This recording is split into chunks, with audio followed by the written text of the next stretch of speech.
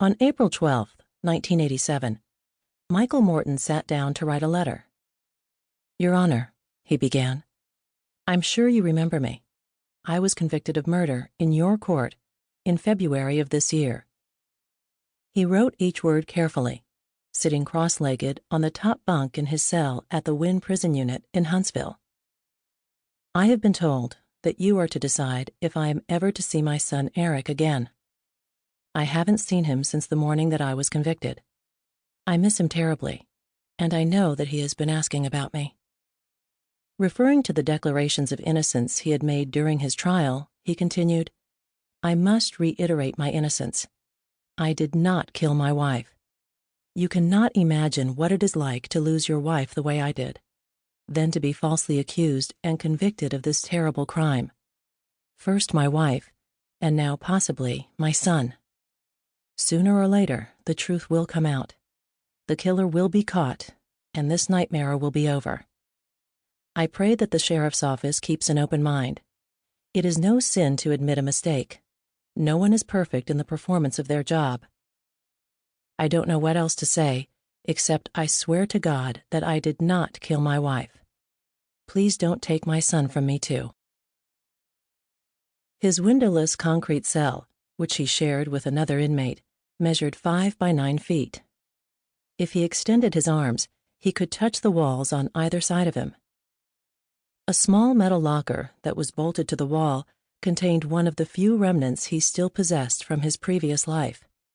A photograph of Eric when he was 3 years old, taken shortly before the murder. The boy was standing in the backyard of their house in Austin, playing with a windsock, grabbing the streamers that fluttered behind it in the breeze. There was a picture, too, of his late wife, Christine. A candid shot Michael had taken of her years earlier, with her hair pinned up, still wet from a bath. She was looking away from the camera, but she was smiling slightly, her fingers pressed against her mouth.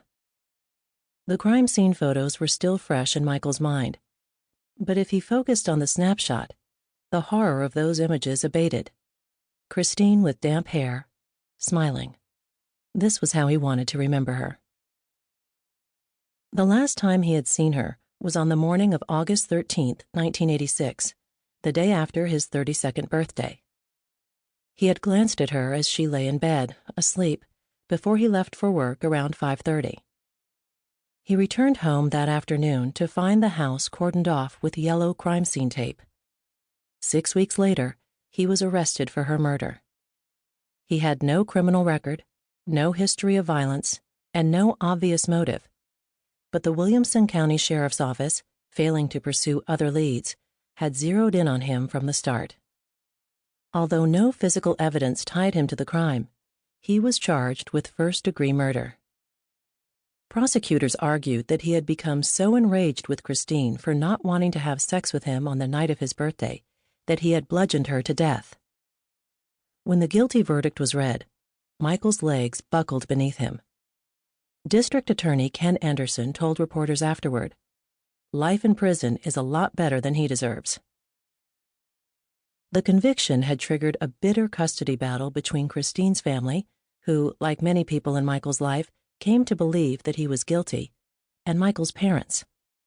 The question of who would be awarded custody of Eric was to be resolved by State District Judge William Lott, who had also presided over Michael's trial. If Christine's family won custody, Michael was justifiably concerned that he would never see his son again. 2 weeks after sending his first entreaty to Lott, Michael penned another letter. "My son has lost his mother," he wrote. Psychological good can come from seeing his one surviving parent. Ultimately, custody of the boy was awarded to Christine's younger sister, Mary Lee Kirkpatrick. But at the recommendation of a child psychiatrist who felt that Eric should know his father, Lott agreed to allow 2 supervised visits a year. Mary Lee drove Eric to Huntsville every 6 months to see his father. He was 4 when the visits began.